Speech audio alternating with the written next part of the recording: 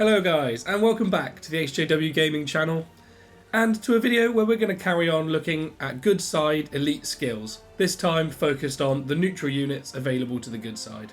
As you can see, I haven't unlocked a lot of these units this season, however I'll still run through which skills I think are the best and possible builds to use them with. I really hope you enjoy. So, without further ado, the first unit we're going to look at is the Beorning. Now, of course, the Beorning is more primarily used as a siege unit and less often as a combat unit, so the elite skills won't make much of a difference to siege. But regardless, we'll take a look at them and see which of these will make the most difference as a combat unit specifically. Now, the Beorning has a couple of interesting skills, but in my opinion, only one that's worth using to actually turn the tide in a combat battle. The first skill the Beornings possess is Toned Body, which reduces the amount of dead soldiers in your battles by 10%. So it means that if you lose a battle, then the number of soldiers that would be dead, instead 10% of those are wounded instead and added to your apothecary. In my opinion, this is not worth using, as although over long term it may save you having to hire as many units and save you some gold and resources, it's not going to turn the tide in a battle, so it's not worth using. Their second elite skill is Close Quarters Combat, which increases their damage dealt by up to 50% when only enemy ranged or melee units are present. My understanding of this is that if there's only one type of those two units available, so if you're facing off against an all ranged build or an all melee build, then you gain that bonus 50% damage. Now, actually in Tactics Evolved, this could be useful in some builds, as particularly when facing evil side, you do often see all melee builds.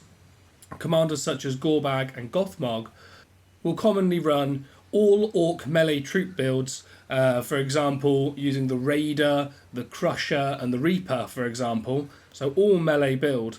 And in this case, I think you would get the bonus 50% damage, which could be quite useful, though in my opinion the Beorning is not a high damage unit, so that bonus 50% isn't going to make a massive difference, at least in my opinion, as they tend to be used more as a tank unit for soaking up damage. So therefore the third elite skill, which is Indomitable, may, in my opinion, be the best of the bunch. The first thing this does is makes your Beornings immune to stun, which is always useful when stun is very prevalent in the meta, particularly from commanders such as Gandalf the Grey. But the most important thing is it boosts the Beornings' defense by up to 20 points. While the Beornings themselves do have high HP, with 1000 HP, they actually only have 75 defense, so this is quite a big buff. So this would definitely be the elite skill that I would recommend. As for builds that use the Beornings, there aren't many, to be honest, that I think are particularly strong. The only two really that come to mind is an all-beast Radagast build, in which case Indomitable is the best, and similarly a Haldir build using Healing of Beasts, and instead of using Eagles, using Beornings as the front line. Again, Indomitable would be the best skill. Next up is the Oathbreaker.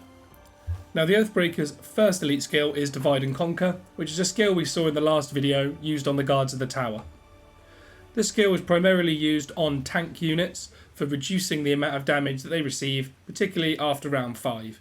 It doesn't have a huge impact on the first few rounds of battle, which is normally where the most important rounds come in. Now, for the guards of the tower, when using them as a tank, I thought this was a pretty good skill, as it would allow them to reduce the amount of losses they take.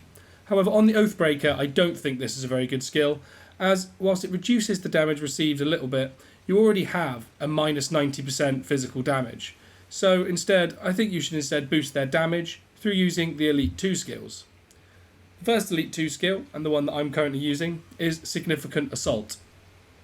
Now, this increases your damage dealt by 30% when attacking a target that is being stunned, is subject to madness, or has a block against its healing, so cannot recover HP.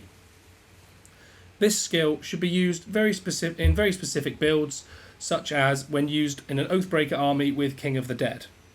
The reason for this is that King of the Dead has a myriad of skills that inflict all three of these status conditions.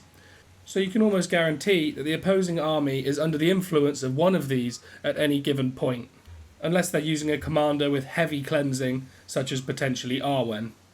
but it's still likely that they haven't been able to cleanse all these debuffs, so you'll basically be getting a plus 30% flat damage buff from your Oathbreakers throughout the battle. In my opinion, if using King of the Dead, this is the best elite skill. The second Elite 2 skill is pretty similar to Significant Assault in my opinion. In this time, it only affects those enemies subject to stun or madness, so not those who are unable to heal. But what it does give is not just a damage received, so a damage increase of up to 20%, but it also reduces their capacity to inflict damage by 20% as well. Now this isn't as strong in my opinion as when used on King of the Dead, as it doesn't also include the healing debuff when factoring in whether this skill will trigger or not, which is one of the skills from King of the Dead that's triggered throughout the whole duration of battle. However, this skill still can be very strong, as you've almost got a 40% swing there, so if used on a commander that does inflict heavy stuns or madness, then this can be very useful. One use I've seen put to these with this skill, which can be very useful, is actually when used on a Witch King. The reason being that the Nazgul Screech stun in the first round at the same time as the Convener Alchemist bomb will hit, and that at the same time the opposing enemies are subject to 20% additional damage received, can just help pump up the damage from those alchemists even further. So if you're going to use any other army other than King of the Dead, I think Cool Head Enforcement is probably the skill to use, unless the commander or skills you are using do not inflict either of these two debuffs, so in which case you're left with only Divide and Conquer to choose from. Next up we have the Bree-riders. Now the Bree-rider's first elite skill is the very common good side elite skill, Light Armour, which reduces the damage from enemy melee units by up to 15%. Now this could be very useful on the Bree-rider, as it is a melee unit, so it will be taking a lot of melee damage, so this makes it more valuable than when it's on, say, a March Warden or a Sentinel. However, in my opinion, Bree-riders are primarily used for the cleanse, and so you want them to be able to deal damage when they've removed the necessary debuff. So reducing their damage received is useful. It's not a useless skill, but it's not as good as it could be. Instead, you want to increase their damage, which is where the first Elite 2 skill comes in with Parry. Now, Parry is an excellent skill, as you gain a chance, up to 30% chance, of getting damage received minus 30%, and if it procs, your next damage dealt is also increased by 30%. So whilst this won't trigger, every single time like Light Armour does on melee units, Parry does also have the chance to reduce the damage received from ranged units as well, and boost your damage. Whilst it's only a 30% chance, if you do get this in 3 rounds out of 10, you will get a massive increase in your damage over the duration of a fight, and also keep your Bree-riders alive longer. So in my opinion, this is the elite skill to use on the Bree-rider.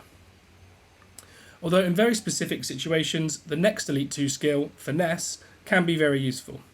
What Finesse does is give a flat damage reduction to damage received from the enemy commander.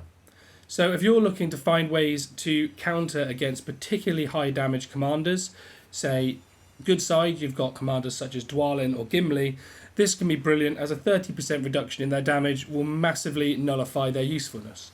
So if you're struggling particularly against high damage commanders, then you could be worth running this skill and chucking a couple of Bree-riders in your army in order to nullify their effectiveness. This skill can also make the Bree-rider fantastically good at nullifying a Sauron as well. So if you're struggling with Saurons, definitely run this skill.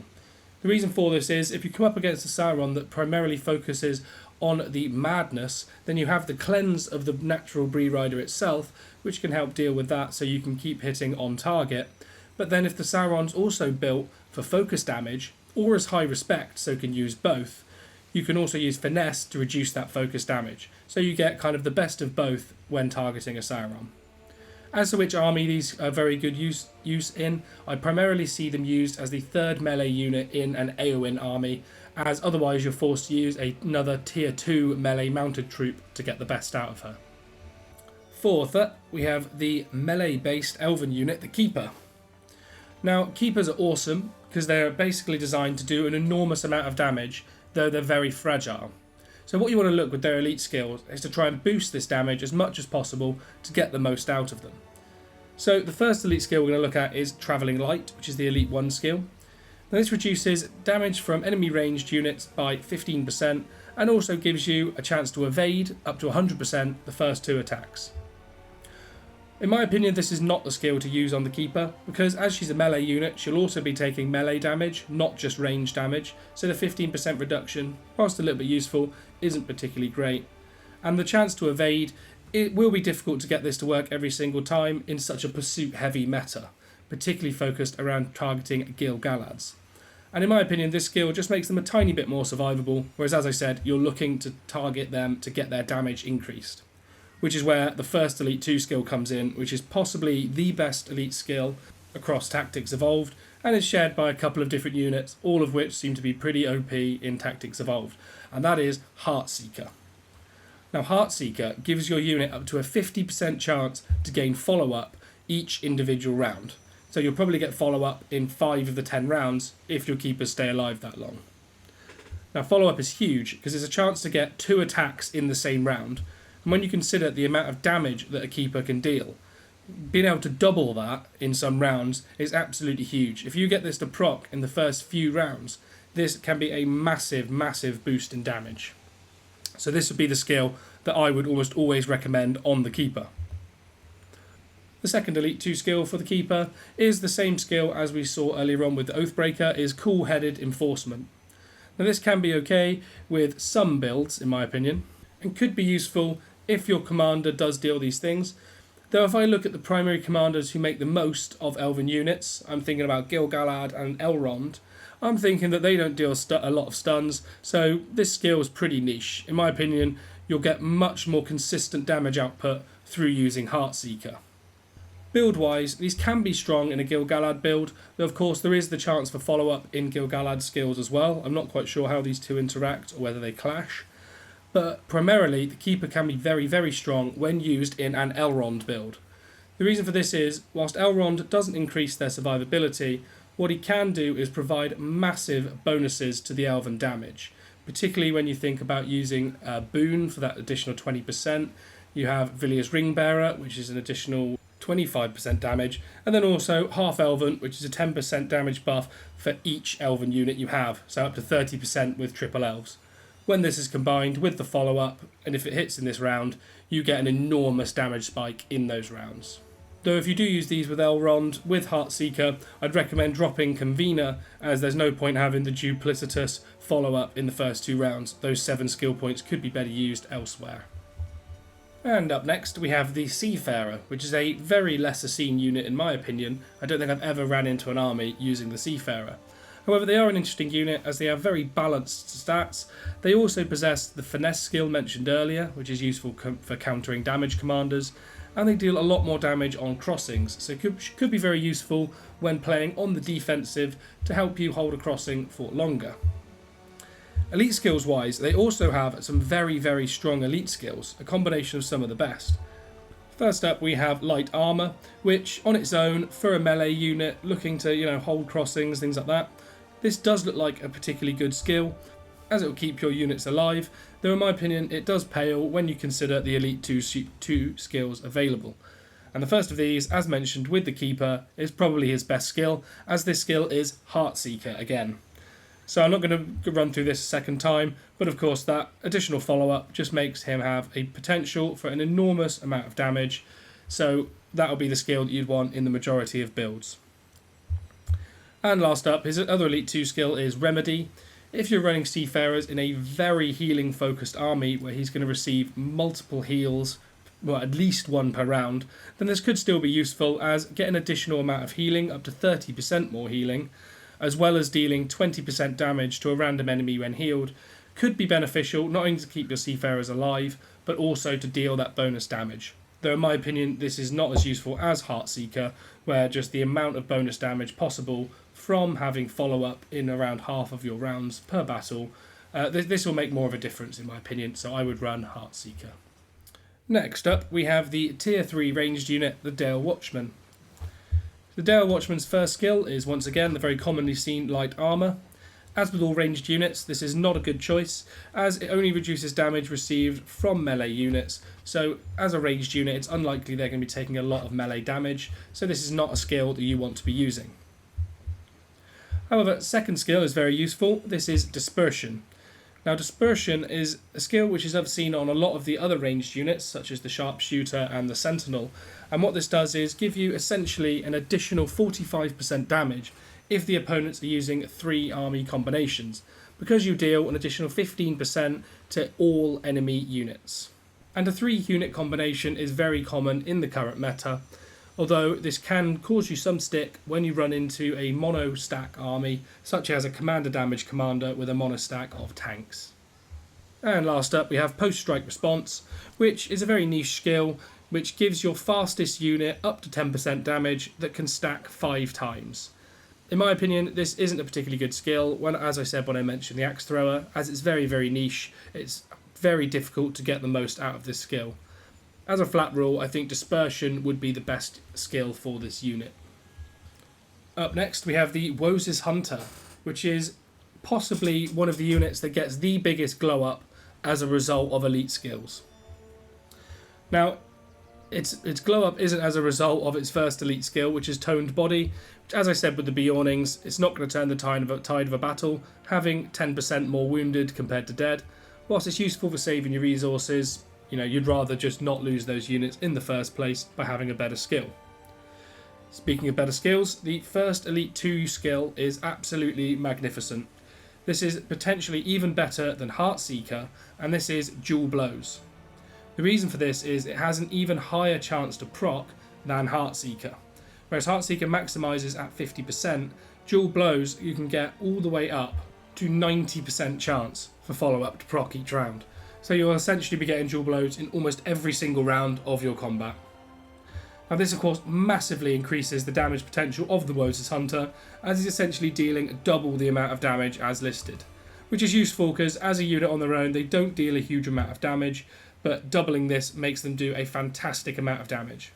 When you combine that with the Woses' individual skills as well, which gives you initiative in the first 4 rounds when maximised through ambush tactics, also giving additional poison damage, up to 20% additional poison damage, you have a massive damage capacity through the Woses Hunter. On their own in other seasons they're not particularly great, but once that's doubled it's an enormous damage potential. The last Elite 2 skill almost isn't worth mentioning, as you're always going to run Dual Blows, but this skill is Savagery, which gives you up to a 50% chance of your units attacking all enemy units. Not to be confused with Dispersion, of course, which deals the 15% flat damage to all enemy units. Now, Savagery is only really useful in very, very niche situations, such as where you don't need the follow-up as a result of Dual Blows, because the commander already grants this, but in my opinion, I still think Dual Blows is better in almost every other scenario. As for which builds are particularly strong using Woses Hunters, one of the strongest builds in Tactics Evolved is definitely running a triple ranged Isildur, in which case Woses Hunter factors as the 3rd ranged unit and will be your highest damage dealing unit in the majority of your fights. So he definitely makes the Woses Hunter one of the best units in Tactics Evolved. Moving on, we find ourselves with the tier 4 units, the Ents. Now, Ents aren't very commonly used in battle, but regardless, we will take a look at them, just in case there are those of you out there running, say, a Radagast using Ents or something like that. Though these will not be very commonly seen, so I'll run through them fairly quickly. First up is Natural Power. As the Ents are going to be used as a tank unit, just to soak up that damage, this can be a very strong skill, as when you are battling on regular tiles, not structure tiles, such as keeps, forts, crossings, neutral camps, things like that, you'll get a 20% damage received buff, so you can keep your units alive for longer. However, it does mean you have to be conscious of where you're using these units and to make sure you're not on structure land. The second elite skill for the Ents is Close Quarters Combat. This again can boost up the Ents damage by up to 50% when there's only ranged or melee units. As I said earlier, this is a bad skill, and it's particularly bad with the Ents, which aren't high damage dealers, so you don't want to run this skill. Last up for the Ents is Haven, which can give you up to a 15% damage received buff, which lasts for 2 rounds and can stack twice, so you can get up to 30% reduced damage. Now it's particularly good if you're running a particular healing build commander, such as Radagast as mentioned earlier, or potentially even running it on, say, an Arwen or something like that, that's pretty niche. Your equipment also is factored into this, so you can get this to stack up pretty quickly in the early rounds. So I would personally run either Haven or Natural Power just to increase that survivability of those tanky Ents. But of course, I would not recommend using them in combat to begin with. I think the only time I've seen Ents successfully used was as a tank when fighting good side on a Galadriel, in which case either of these two skills would have been useful, though I think Natural Power has the slight edge. Next up, we move on to the Eagles. Now, the Eagles are used a lot more than the Ents, so this will be probably more important knowledge. So Eagles are primarily used either with beast build armies or on tilers. Now, of course, on tilers this isn't going to make a massive difference, as all you're looking for is the speed of the unit. However, some armies can make good use of these, so we'll take a look into their skills. First up, we have Natural Power. Of course, we just looked at that with the Ents.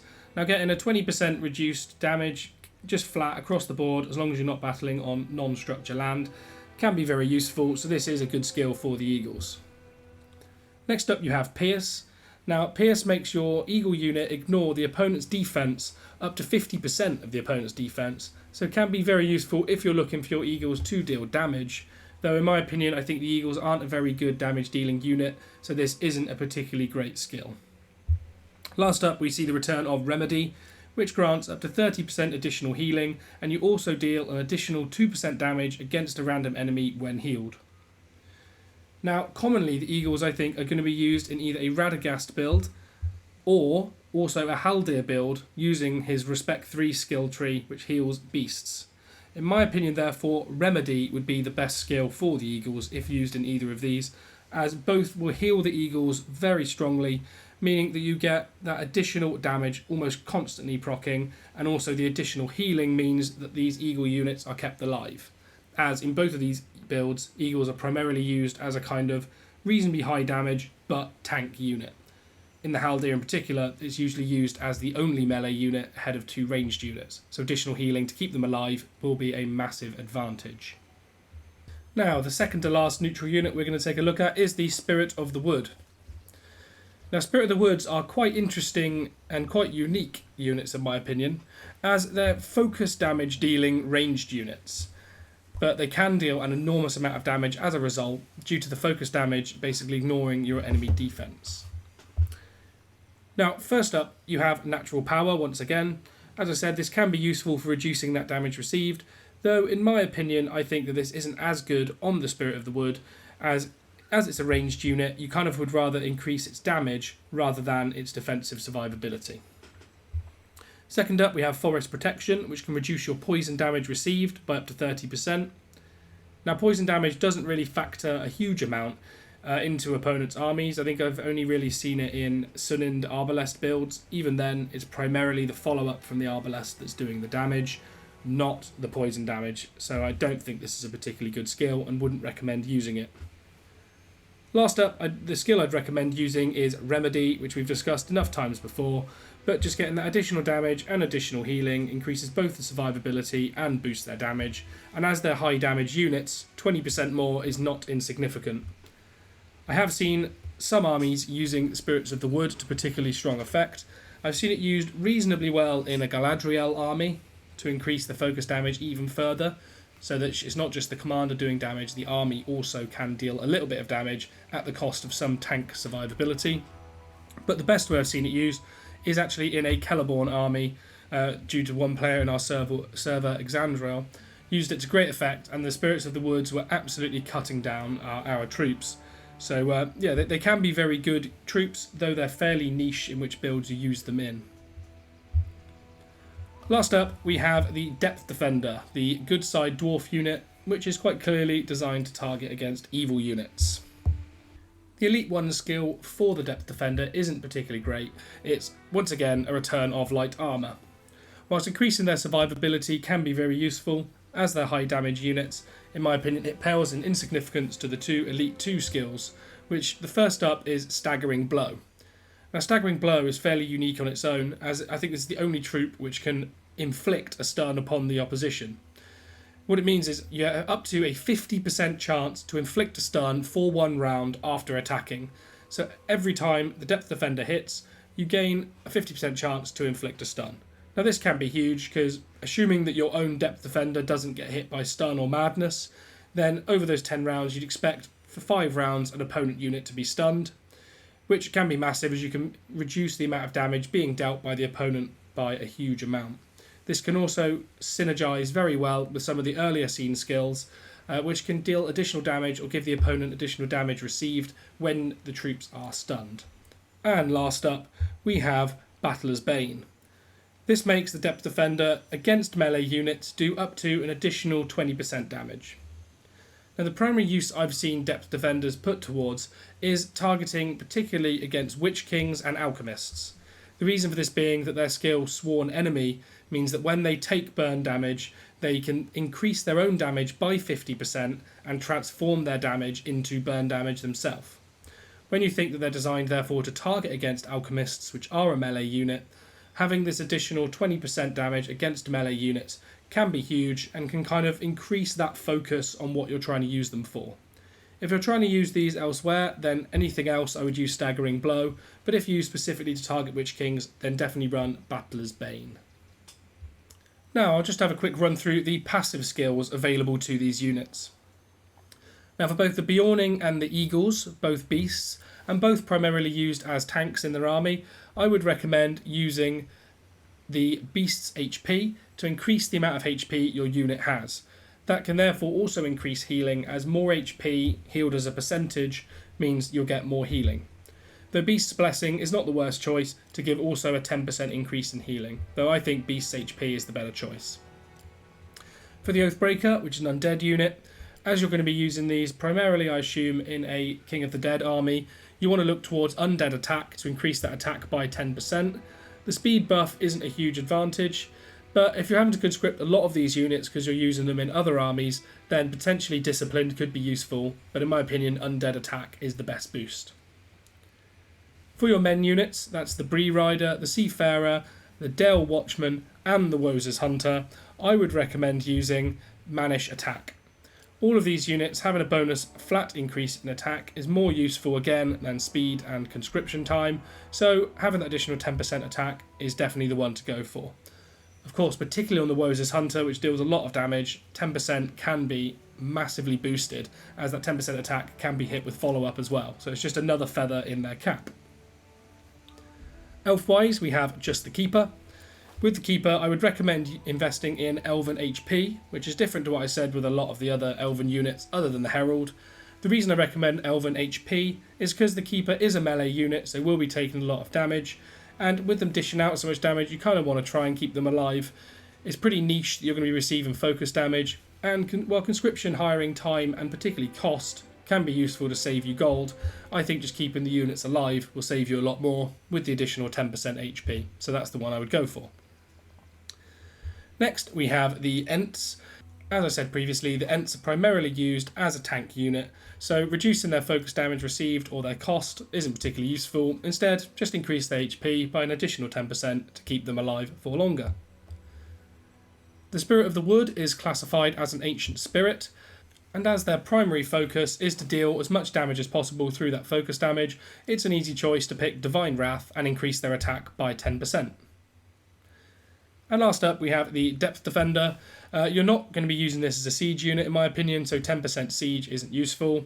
10% focus damage received again isn't particularly useful unless you're running into a lot of Saurons, so that leaves you with Disciplined, which can allow you to conscript a lot more of them at a much lower cost, 10% lower, so that would be the one I would go for. And with that, that is all of the neutral good side elite units. I will be taking a look at evil side next. I really hope you've taken something useful from this video. If you have, please consider hitting the like button and also subscribing to see more of my content in the future. If you want to see more from me, check out this video in my outro where I look at the good side faction units as well and all of their elite skills. And if you do choose to do any of those, I really hope to see you on the next one.